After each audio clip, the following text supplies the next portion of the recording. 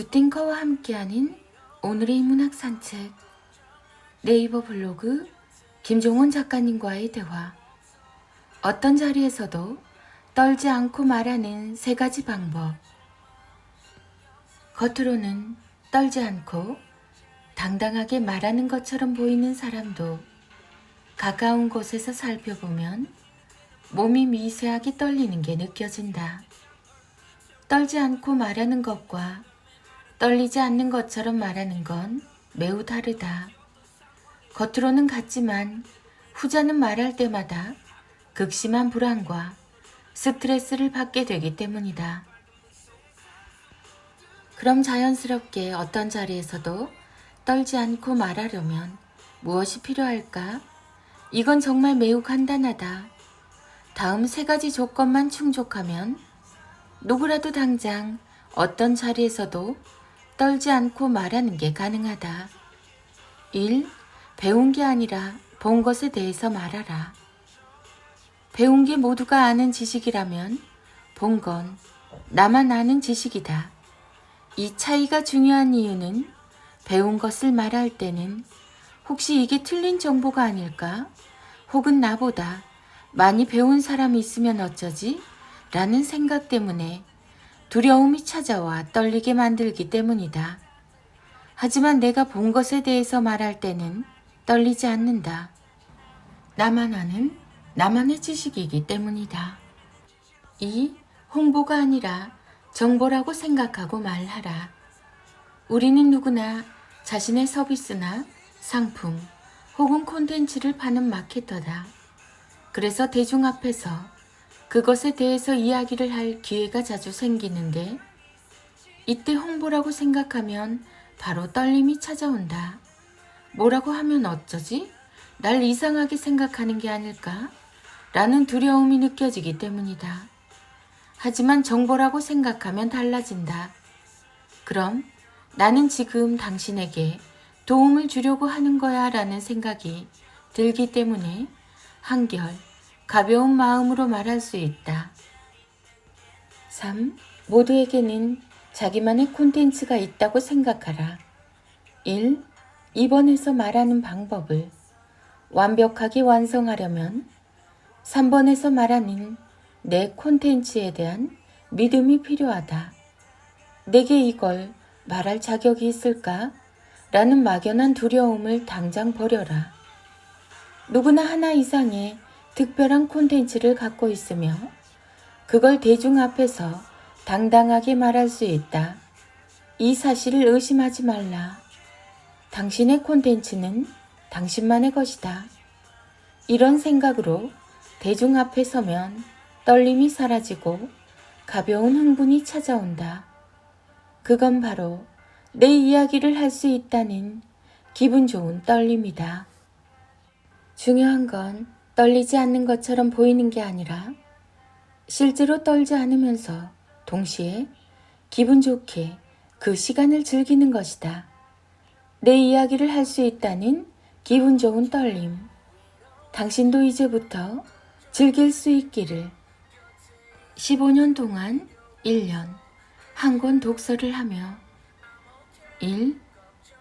지난 15년 동안 괴테가 쓴 책만 1년에 한 권, 그러니까 15년 동안 15권만 읽었다. 그리고 15년 동안 50권이 넘는 책을 썼다. 2. 가끔 묻는다. 제가 책을 한 권 읽는 것보다 작가님이 책 한 권을 쓰는 속도가 더 빠른 것 같아요. 맞다. 당신이 읽는 속도보다 내가 쓰는 속도가 더 빠르다. 그 이유가 뭘까? 1년 한 권 독서의 답이 있다. 3. 1년 한 권 독서 이전에 나는 매우 다른 독서를 반복했다. 매년 300권이 넘는 책을 구매하며 3,000권이 넘는 책을 매우 빠르게 읽었다. 상위 0.1% 도서 구매자였다. 4. 그런 선택을 한 이유가 뭘까? 많은 책을 읽어서 지식을 쌓으려고? 아는 작가의 범위를 넓히고 싶어서? 완전히 그 반대다. 5.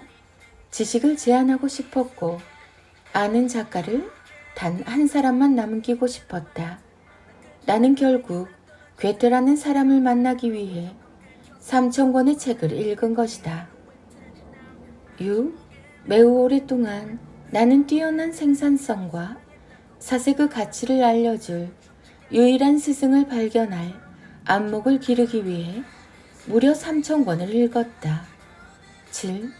그러므로 모든 독서는 현재의 목적이 있는 게 아니다.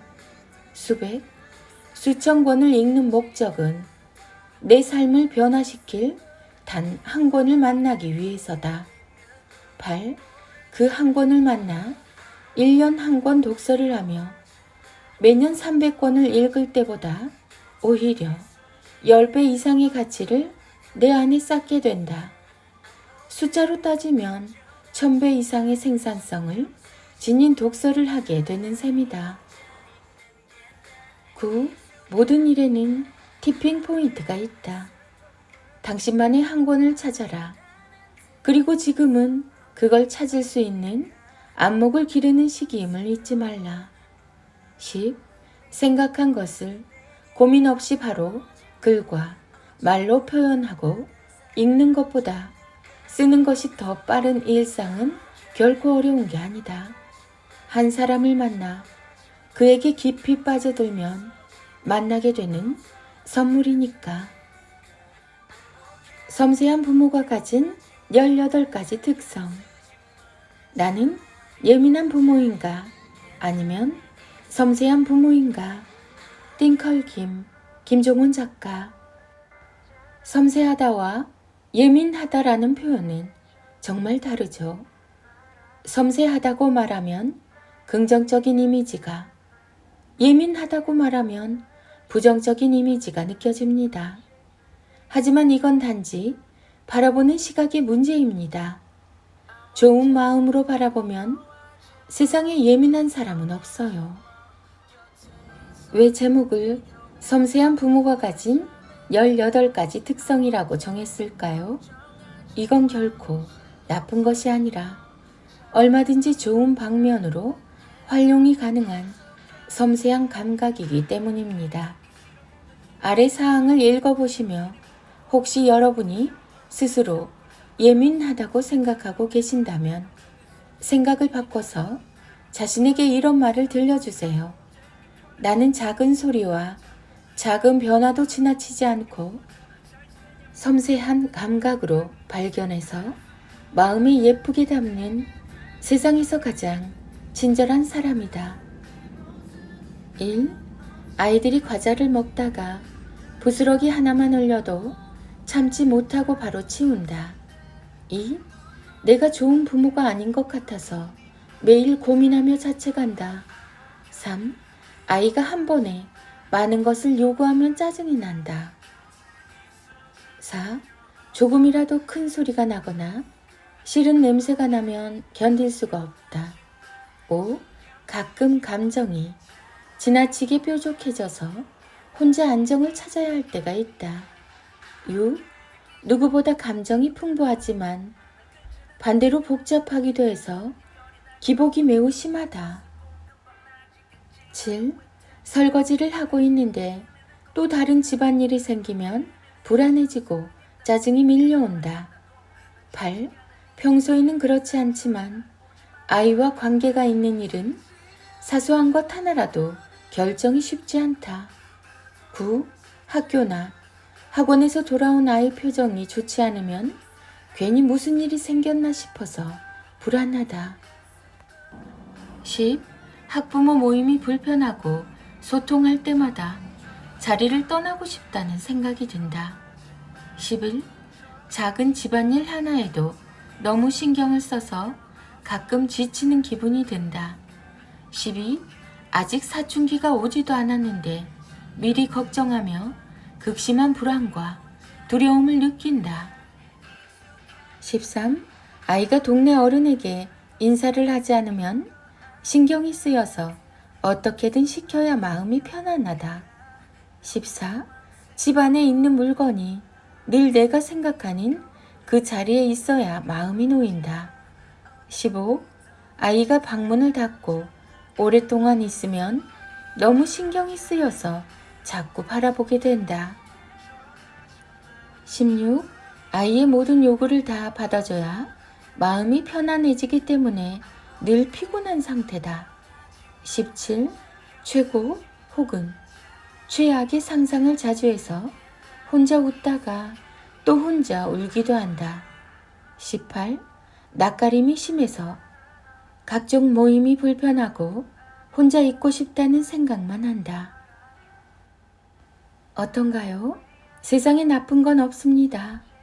뭐든 좋게 바라보며 아름답게 활용하면 좋아지는 거죠. 여러분은 예민한 게 아니라 섬세한 겁니다. 아주 특별한 사람이죠. 반응과 공감, 바람처럼 가벼운 자극도 잘 발견해서 마치 나의 일처럼 느끼는 재능을 갖고 있다고 생각하시면 됩니다. 다만 조금의 믿음이 필요합니다. 여러분 삶에 자기 자신과 아이를 향한 믿음만 추가하신다면 당신은 어제보다 더 아름다워질 겁니다. 띵컬킴, 김종원 작가. 김종원 작가, 부모, 자녀, 초등, 육아, 책, 육아. 초등맘, 육아소통, 육아맘. 초등교육, 자녀교육. 섬세함, 예민. 당신은 아름다운 눈을 가진 사람입니다. 아이들의 낭송이 이어집니다. 인문학의 대가 김종원 작가님의 매일 아침을 여는 1분의 기적. 눈을 찌르는 따가운 햇살 아래서도 차분하게 하늘을 올려다볼 수 있는 여유. 시간을 갖추는 촉박한 상황에서도 차분하게 일상을 움직이는 게 단순하지만 근사한 일상의 태도가 당신을 더욱 아름답게 한다.